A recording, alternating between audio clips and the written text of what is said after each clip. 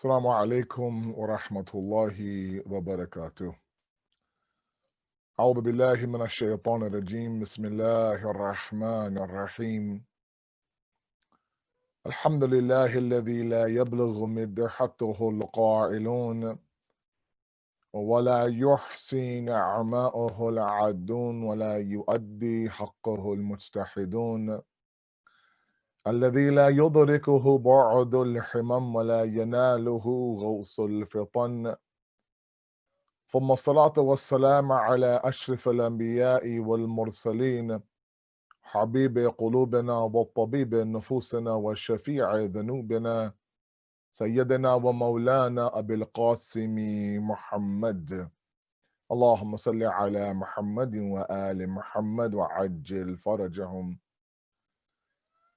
وآل بيته الطيبين الطاهرين المعصومين المظلومين، لا سيما بقية الله في الأرضين صاحب العصر والزمان، خليفة الرحمن إمام الإنس والجان، ولعن الله أعداهم أجمعين إلى يوم الدين.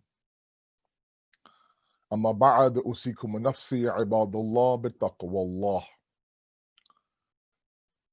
I first of all advise myself, push myself, my family, and then I advise all of you and your families to choose the path of taqwa, to be God-fearing and God-conscious and God-centric individuals. Live a life where we are obsessed with the pleasure of Allah subhanahu wa ta'ala and not only the pleasure of other individuals. Taqwa, piety, is a conscious decision to live a certain style of life. As the Quran now, as Allah subhanahu wa ta'ala, Surah Anfal, invites us, Ya ayyuhalladhina amanu istajibu lillahi wa li rasuli idha da'akum lima yuhyikum. That all you who believe, say labbaik, answer the call of Allah and the Rasul and the Prophet when they invite you towards that which will bring you life. I oftentimes mention this, the fact that Allah subhanahu wa ta'ala has to invite us towards hayat and life tells us that He realizes that other entities, other schools of thoughts, other ideologies might also invite all of us to their respective form of life. And Allah says to reject all those, to do exactly what the kalama says, la ilah, negation, and then say labbaik to my call, illallah. Then and only then have we begun the process of taqwa and piety. Now, in this process of building piety, living in a pious family, raising God-centric children, there's a number of things that need to be discussed and understood. First of all, like I said, we have to now make a decision as individuals and eventually as families. And those of you who have children at home, expecting kids at home, you have a spouse, let's say, for example, you have a core unit at home that really has become your community now for the past 5 or 6 months during this pandemic. As a family, we have to decide for ourselves what type of family do we want to raise and create inside the homes. Those days are gone where we can possibly be a little bit of the deen and a little bit of this dunya. Have a little bit of this of the Western society and a little bit of the dunya, of the deen. Now, the society has corrupted itself to the point where now we have no choice, but either we drown ourselves in that corruption, or we become the ones who are distinct, who are fada'il, who have fadilat, and we actually now go against the grain, be the ones who, of course, are unique in their own right. And that means that, those things that are norm and everyday in society is not norm and everyday inside of our homes. In the process, teaching our kids and ourselves that a believer in Allah, a pious one on the path towards Allah, is one that does not simply, mend and blend into the norms of society, but becomes a standalone individual. Right? When Imam Ali in Khutbah Hammam, Khutbah Muttaqin of 193 of Nahj al-Balagha describes the pious ones to Hammam, he says that they are the ones hum ahlul fada'il. They're the people of distinction. They stand out. People look at them and realize that this is how I should be living our life. And sometimes it's a very lonely place to be, no doubt. It's a lot easier to mend yourself with society, blend yourself in society, simply harmonize with society, whether it's going down the path of destruction or not. It's at least easier that way because people aren't looking at you, questioning you. You don't stand out. But again, if it's a matter of us now understanding that my salvation requires me to separate myself from this sinking ship of this society today, then that's what we have to do, especially if it means that we need to raise our kids like that. A lot of my parents ask me that how can I raise pious kids? How can I raise God-conscious kids? And while you can, send them to Islamic schools and register them in the local Sunday schools, the best way, the fastest way, the most concrete way to raise God-centric children is to be God-centric yourself. Okay. Taqwa is a lifestyle choice. It's a sacrificial choice.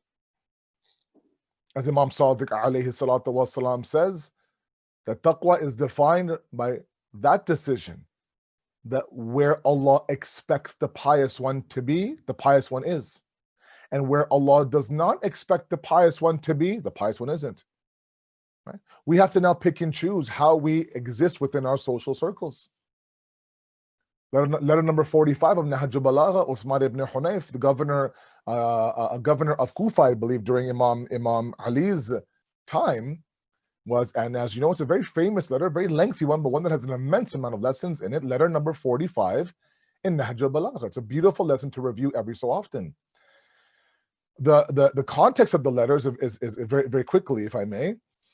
The governor of Imam Ali, and one should know that these governors that were chosen during Imam Ali's 4.5 years of his Khilafat al-Zahiri, the blessing was that you are a governor of Imam Ali's government. The struggle was that you were a governor of Imam Ali's government. So while it was a source of pride that Amir al-Mu'mineen chose you, you're also held under an immense amount of scrutiny. And you couldn't simply do whatever your desire wish. You had to look at the overall image of the deen and the propagation of Allah subhanahu wa ta'ala in society. So this individual, the governor of Kufa now, Imam Ali, now gets wind of the fact that he was invited by a very rich, well-off individual inside the city. This grand banquet was held. This individual who was the host of this dinner simply wanted to show off his wealth. So naturally, you want to show that you know individuals, so you end up inviting the governor of your city. This governor of Imam Ali's government now attends this event. Imam Ali catches wind of that, is told of this idea, and he writes him a letter. And while there are several portions in that letter that need to be discussed, it's enough to know that Imam Ali was not happy with the fact that someone like this, belonging to this governorship of Imam Ali, would attend such a shallow event that's only meant to sit there and inflate the ego of the host. And like I said, while there are many lessons in this letter, the first letter is that if we wish to, this is about a governor, but if we wish to tread the path of being a Shia of Amir al-Mu'mineen, we can't find ourselves in everywhere that everyone else is. We have to sit there and make a choice. Look, we're not going to go here as a family.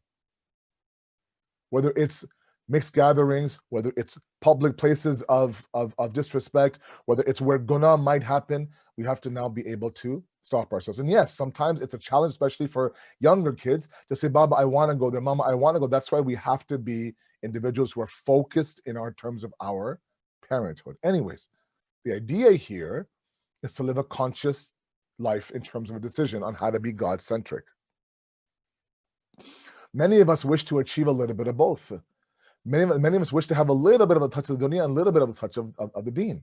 And the reality is that you can't do that. And yes, it's a struggle, right? الَّذِينَ جَاهَدُوا فِينَا لَنَهْدِيَنَّهُمْ سُبُلَنَا. Allah will open a path for you if you have to struggle. لَيْسَ لِلْإِنسَانِ إِلَّا مَا سَعَى. You are known for your struggle. If you struggle for Allah, and you will be known for that struggle. If you struggle for shaitan, you'll be known as the ashab and the awliya of shaitan. It's a very simple equation. Sometimes we create satanic home environments and we expect the child to come out of there godly. Sometimes we promote a very atheist worldview inside of our home and we expect the kid to come out with a divine worldview. From where are these tools going to be given to this child who is uncultivated land, right? As Imam Ali says, who's a blank slate, and you have to now, as the parent, fill up that slate, that paper, that ground, that land. You have to begin to plant those seeds. And so taqwa is a difficult process, especially in this era where the immorality and the destruction of society is getting further and further deeper. And that's why when you look at one of the concepts of the Imam's arrival, inshallah, you'll know that one of his first battles, quote unquote, will not be with an external enemy. Sometimes it'll be within his very circles, where people, his own Shias, quote unquote, will not now be able to and be ready now to give up their lifestyle. Because as all of you know, when the Imam comes, he's going to establish economic equality. Okay, the way it should be. Right now, we have a certain percentage of the world running majority of the world's resources and finances. That's not how it should be. If a child, let's say in the West now, is battling child obesity, where they're being fed too much food, the same child of the same age in, let's say, in the East of the world is battling malnutrition and famine. Where we are trying to take food out of the child of one area, we're trying to put food in the child inside of another area. This imbalance, this injustice is due to nothing but man's greed and man's imbalance and man's refusal to live a just life. The Imam will come and he'll fix all that. Now I believe sometimes, and it's always been kind of presented to me like this, and maybe I'm wrong in my analysis, that there's going to be a huge celebration when the Imam comes, and inshallah there will be. There's also going to be a lot of work to be done, And that work is, are we willing to sacrifice? And we, the privileged ones in society, in the world right now, and no doubt, those of us who have running water, those of us who have clothes, food, and a bed at our disposal, we are privileged in this world. Too many, in the millions, there are people who don't know when their next meal is going to come. We have a fridge full of rotting food. And so we're going to have to sacrifice. And are we willing to come down to the level where if the underprivileged has to reach the level of the privilege, the overprivileged have to reach the level now, and they have to sacrifice? Are we willing to do that? And the reports say that no, not everyone will be willing to give up their comfortable, cushy life. Pandemic now is here. We've been locked up, cabin fever, whatever you want to call it. But at the end of the day, we have a fridge full of food, a freezer filled with a frozen food, a pantry filled with dry food. And if that runs out, we have this relative and that cousin and that mother and that parent and that community delivering food at our doorstep. One report that scares me sometimes is that when the Imam does arrive in Kufa, after his arrival, he'll land, of course, he'll arrive in Mecca, and then he'll go to Jerusalem, and then he'll go to Kufa. There, which should be a majority Shia city, in a Shia town, where he'll be establishing the headquarters of his government, he won't be welcomed by everybody. There'll be a group that will stop him and say, look, we don't want you to come and preach your message to us. We never asked for you to come. And why is it? Because we have to understand one thing. And, as I mentioned, on Fridays, we give a half an hour complete Shabiya khutbah. It's like a khutbah, but it's not really a khutbah. And so I only have about 10 minutes left. By 2 p.m. Eastern, I'll be done. But I want to understand this point very carefully. Where does piety comes in? Where does piety come in when it comes to the preparation of the Imam? One huge point I want to make: what is it? Why is it that the people of Kufa, for example, would stop, not everybody, a group would stop the Imam and say, look, you're not welcome here. You can go back and take your message with you. We're not welcoming you here. One of the reasons why him, and of course, if you look historically, the prophets and the Imams, the barriers that they had to go through, the difficulty that they have to go through, is partly because they came to change social norms.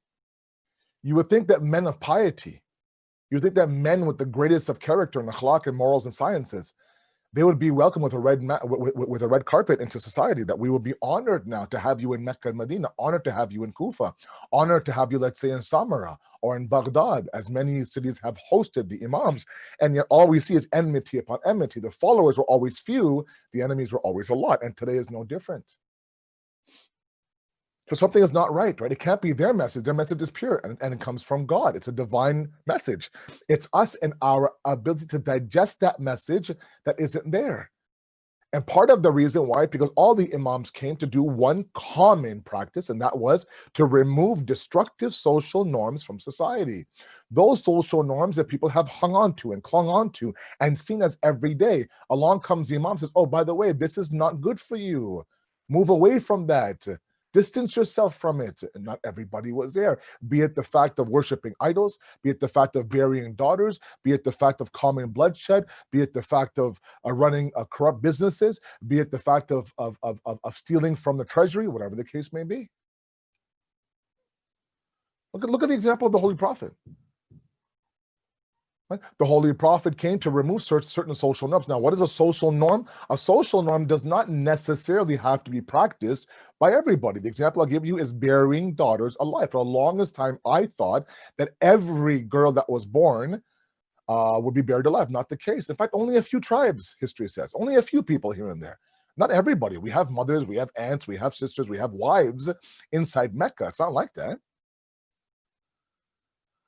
So there's only a few, but the problem is that when a few do something and the others are quiet, it becomes a social norm. When a few carry out the actual act, but the others watch and are silent, it becomes norm. The Prophet came to remove that one social norm from society, elevate women as not as commodities or as people to buy and sell, but as servants of God, as existences, as people of respect. And so on and so forth. Imam Ali came to do the same thing. Imam Hassan, Imam Hussein, all of the imams one by one. And our imam will be no different. He will come, establish, and we think, oh, jashan and qasida and balloons and doves and confetti and the bang, oh my God, it's going to be a huge part of the imam will come. Wait a second, there's going to be a lot of work to be done, especially from us, the Shias of this imam. Are we willing now to let go of certain social norms that I know in the heart of my hearts does not coincide with the arrival of the imam? His agenda is different. My agenda is different. His government and his principles of his government is far, far removed from the principles of the government of today. That's an obvious statement. We're looking right now what's happening all over the world. There's corruption in every corner of this land. Bima kasabat aydin nas, at the hands of the people. And we easily say, oh, he will come and wipe out that oppressor and that oppressor and that oppressor. He's also going to come and wipe out the oppressor inside of us as well. Those things that we become comfortable with, those social norms, be it on social media or how we treat our wives or how we raise our kids or how we do our business. Everyone does it. Maulana subkarte, Maulana asibat nahi, everyone does it. So I'm doing as well. That everyone does it. The social destruction of society and the others watching them as they do it becomes a norm, a destructive norm. It's that very norm that the imam will come and remove. And do you think that someone like me who's been accustomed, who's benefited, who's profited from this norm will easily give it up? No, I'm sorry. It won't. We'll say, wait a second, imam, what's wrong with this? And we begin to now question two things that that really keep me up at night. One is that the delay in the imam's arrival will be so long that we will actually start to doubt whether or not he's coming at all. If he doesn't come now, when will he come? And number two is our willingness now to submit to everything that he does. That's why this preparation for the imam cannot happen when he comes. When he comes, I'll be better. When he comes, I'll start to change. When he comes, by then it's too late. I'm sorry, it's too late. Everything has to happen before his arrival. In fact, our betterment triggers his arrival. So now we begin now to create this internal government inside of us that replicates the imam's government, such that when that actual government comes and establishes itself, the transition between my miniature mini internal government and his external government is a seamless transition. Not that I have a different governing setup inside of my nafs and his external government is completely opposite. That's not going to be a seamless transition. It can't be. It can't be. I've said it many, many times, right? Somebody, for example, who is eating haram food, living a haram life, haram life their entire life. I come and I bring halal to them. And as tayyib, as pure, as beautiful, as clean, as delicious, and as healthy as this halal lifestyle is, they'll reject it because they're so accustomed to the haram lifestyle. The halal now looks disgusting to them. Baba, this is tayyib, pure halal meat. This is a halal lifestyle. This has etiquettes and values and morals and principles, but all of it seems blasphemous to them because they're so used to this haram lifestyle. We need to understand the idea and the concept that we need to now begin to trigger. And taqwa is that process now. We're looking all over the world, what's happening in the Middle East, the selling out of their souls to those people who just want to break up the Muslim empire. The UAEs and the Bahrains and the Saudis now sitting at the table of people who have outwardly said that we are the enemies of Islam. Not our Jewish friends and Jewish people in Israel, but the Zionist government, that one portion, that resistance movement that's separate from the beautiful Jewish faith that many of our Jewish rabbi friends now reject. Right? When you don't have that piety, when you don't have that internal pious government, you easily now sit at the table with people like that and sign papers, right? And feel as if, you know what, I've done something good. This is that delusion that the Imam is going to come and remove. And we're not going to be readily now available to say, yes, Imam labbaik. The labbaik happens before the Imam comes, not after. Not after. So I ask you to ask yourself, I'll ask myself, are there social norms today that I'm living by today? Be it, everything from my lifestyle to my habits to my social media practices to everything that I know in the heart of my heart. To be true to yourself, guys. Don't lie to yourself. Don't lie to me. Nobody. Just be true to yourself. Those social norms that I have lived my life on so far, do I think those social norms will connect and will jive with the Imam's hukumat or not? If not, then I will do myself a favor. I'll ask you to do yourself a favor and begin to separate yourself from those social norms slowly, all in the niyat that I'm preparing for the arrival of the Imam.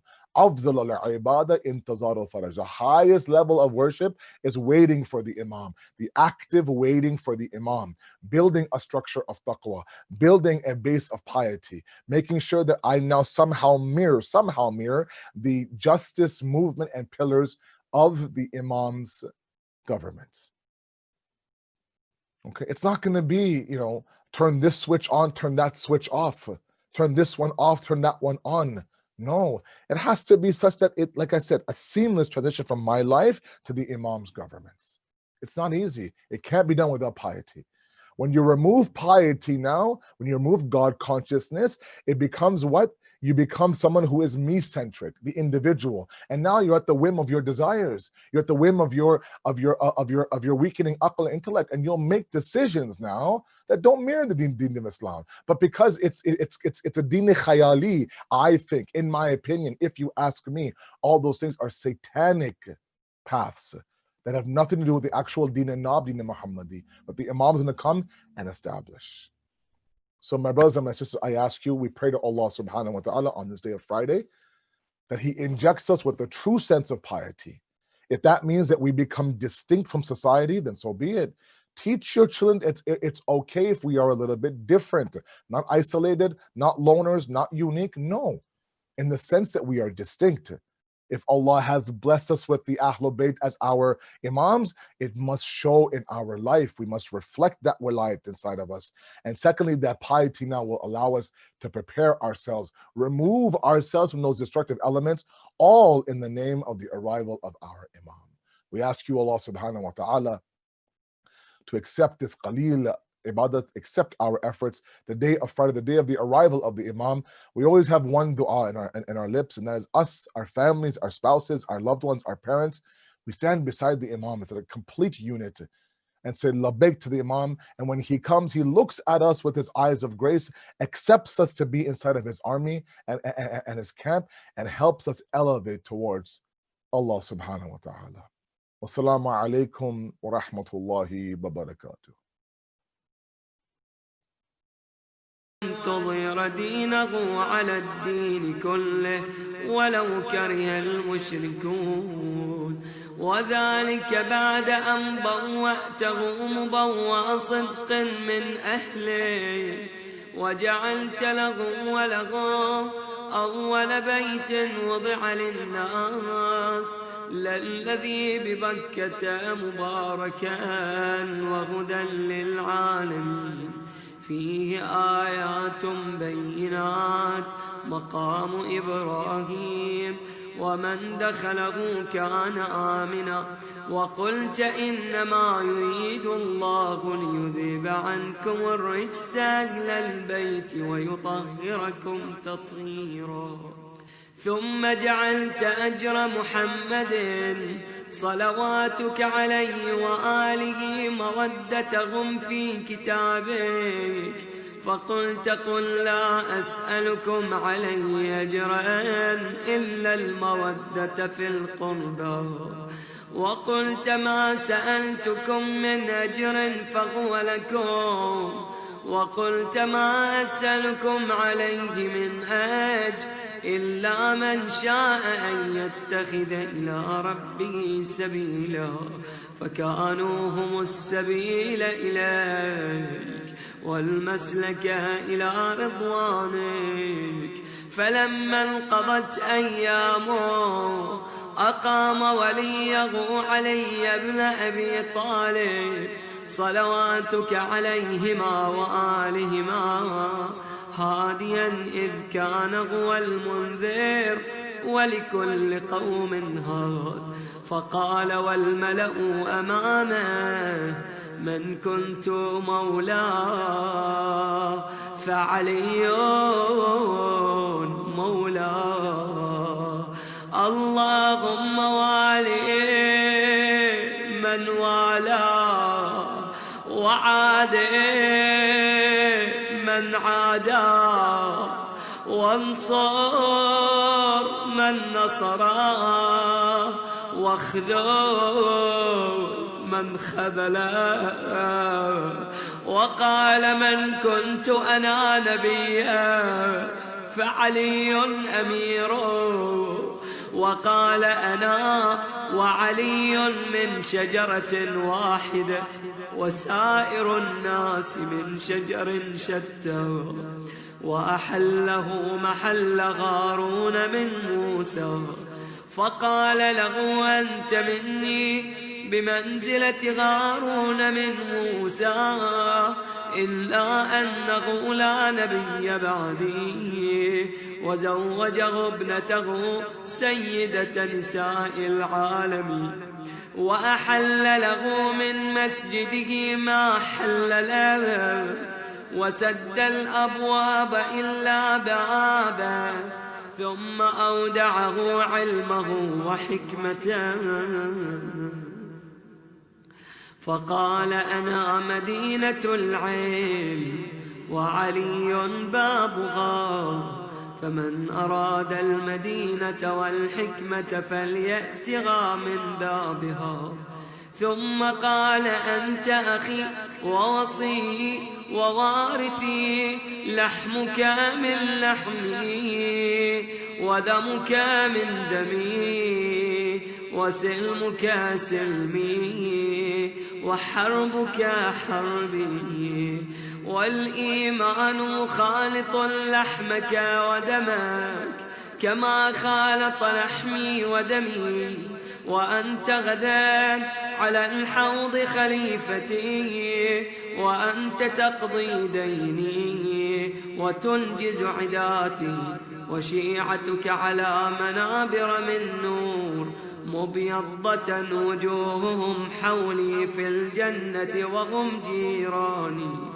ولولا أنت يا علي لم يعرف المؤمنون بعدي، وكان بعده هدى من الضلال ونورا من العمى، وحبل الله المتين وصراطه المستقيم لا يسبق بقرابة في رحم، ولا بسابقة في دين، ولا يلحق في منقبة من مناقبه، يحذو حذو الرسول صلى الله عليهما وآلهما، ويقاتل على التأويل، ولا تأخذه في الله لومة لائم.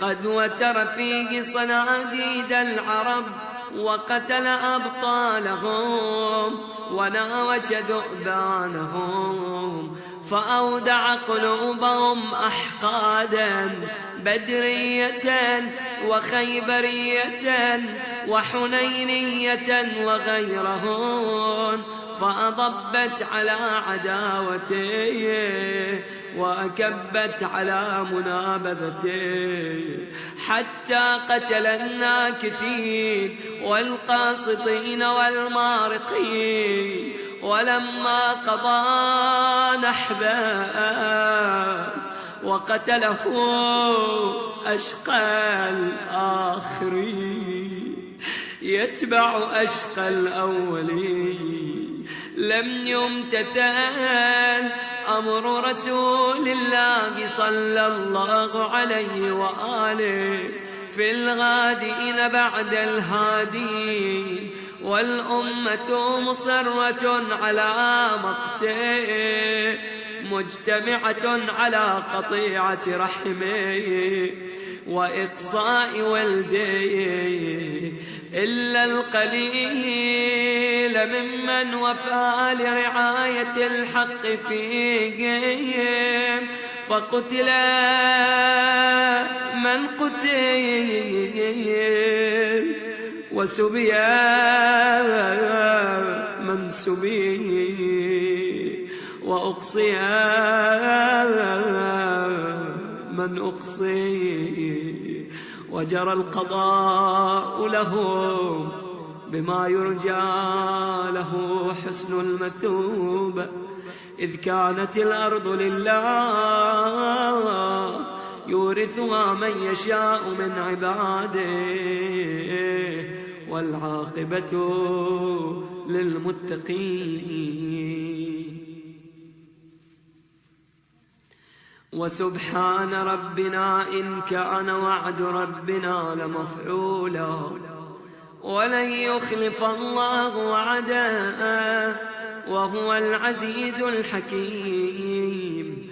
فعلى الأطايب من آل بيت محمد وعلي صلى الله عليهما وآلهما فليبكي الباكون، وإياهم فليندب النادمون، ولمثلهم فلتذرف الدموع، وليصرخ الصارخون، ويضج الضاجون، ويعج العاجون. أين الحسن أين الحسين، أين الحسن أين الحسن أين الحسين، أين أبناء الحسين. صالح بعد صالح، وصادق بعد صادق، أين السبيل بعد السبيل، أين الخيرة بعد الخيرة، أين الشموس الطالعة، أين الأقمار المنيرة، أين الأنجم الزاهرة، أين أعلام الدين وقواعد العلم، أين بقية الله التي لا تخلو من العترة الهادية، أين المعد لقطع دابر الظلم، أين المنتظرون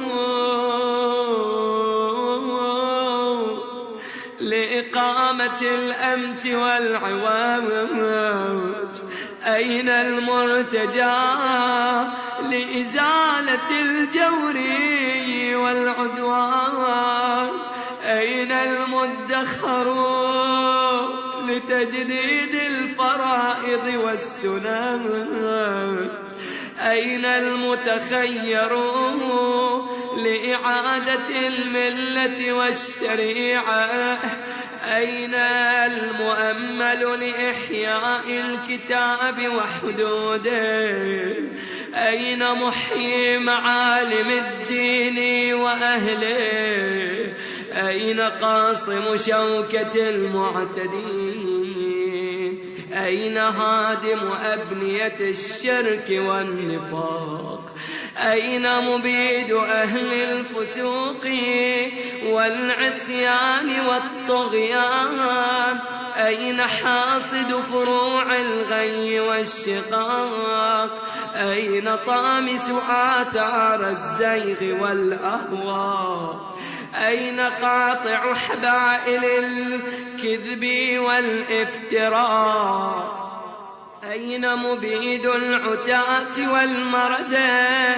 أين مستأصل أهل العناد والتضليل والإلحاد؟ أين معز الأولياء ومذل الأعداء؟ أين جامع الكلمة على التقوى؟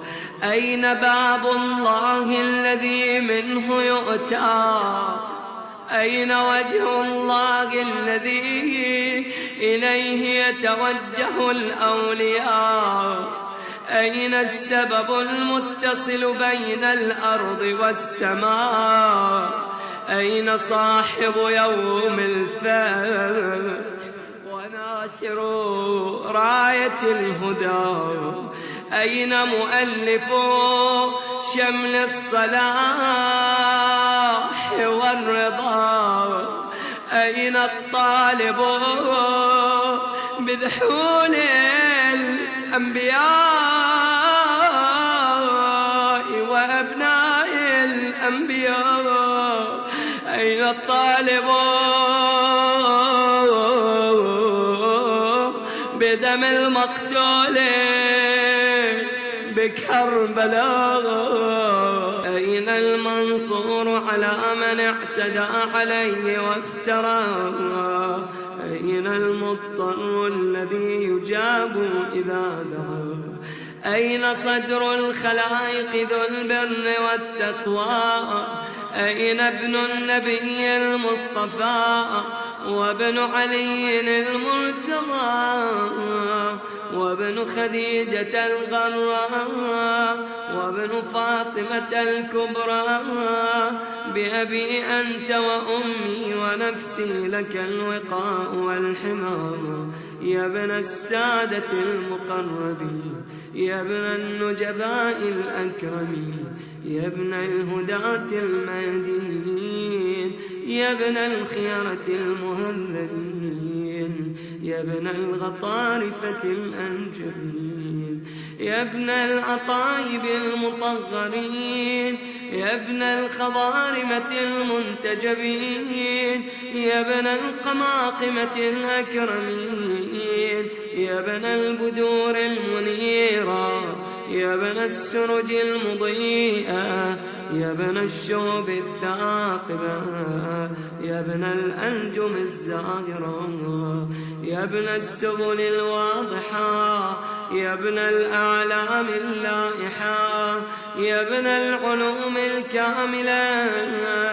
يا ابن السنن المشهورة، يا ابن المعالم المأثورة، يا ابن المعجزات الموجودة، يا ابن الدلائل المشهودة، يا ابن الصراط المستقيم، يا ابن النبأ العظيم، يا ابن من هو في أم الكتاب لدى الله علي حكيم. يا ابن الآيات والبينات، يا ابن الدلائل الظاهرات، يا ابن البراهين الواضحات الباهرات، يا ابن الحجج البالغات، يا ابن النعم السابغات، يا ابن طه والمحكمات، يا ابن ياسين والذاريات، يا ابن الطور والعاديات، يا ابن من دنا فتدلى فكان قاب قوسين أو أدنى، دنوا واقترابا من العلي الأعلى.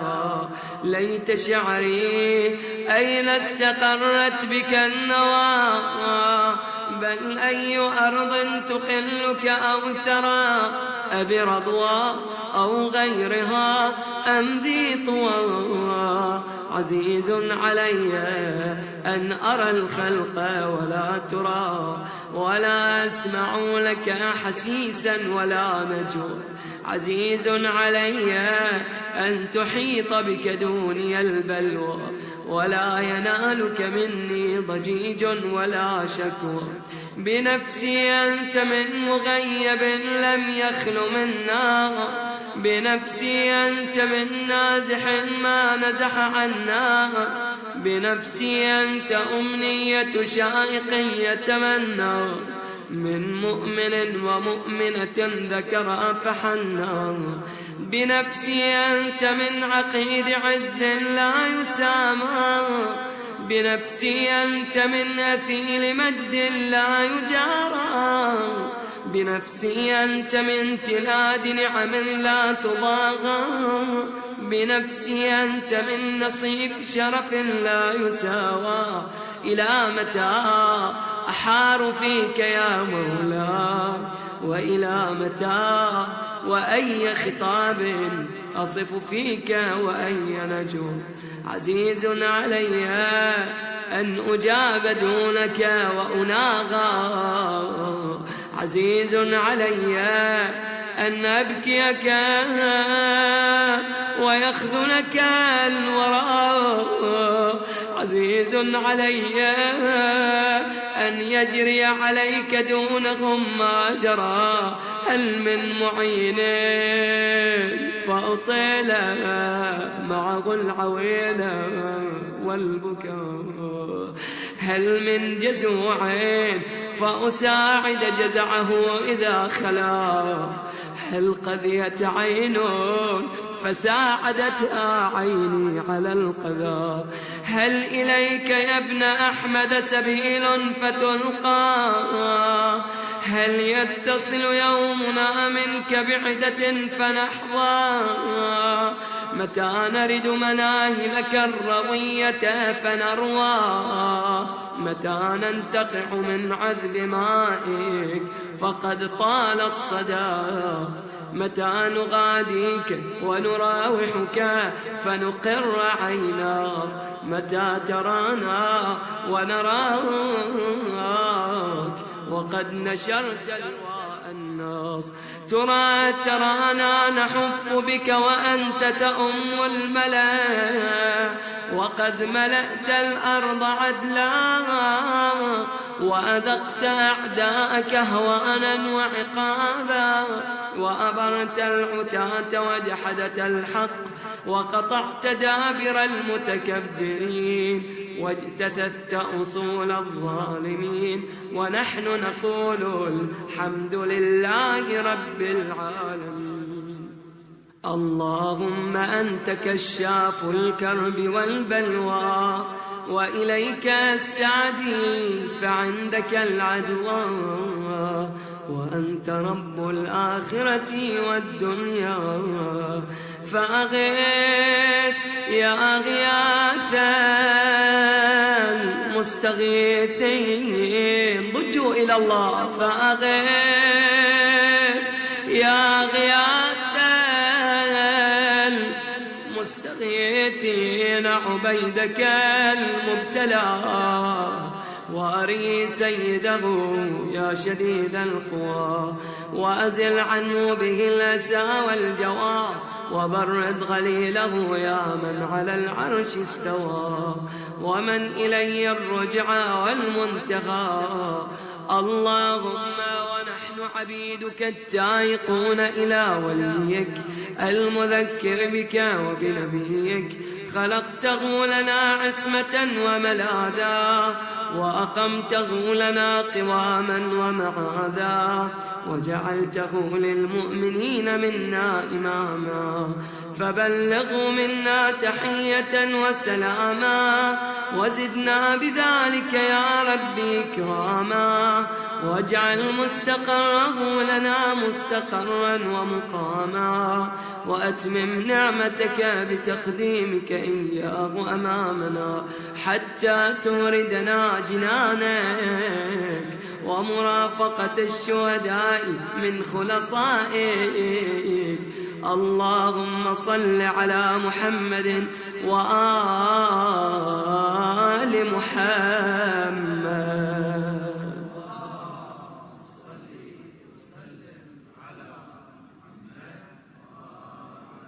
اللهم صل على محمد وآل محمد، وصل على محمد جدي ورسولك السيد الأكبر، وعلى أبيه السيد الأصغر، وجدتي الصديقة الكبرى فاطمة بنت محمد صلى الله عليه وآله وسلم، وعلى من اصطفيت من آبائه البررا، وعليه أفضل وأكمل وأتم وأدوم وأكثر وأوفر ما صليت على أحد من أصفيائك وخيرتك من خلقك.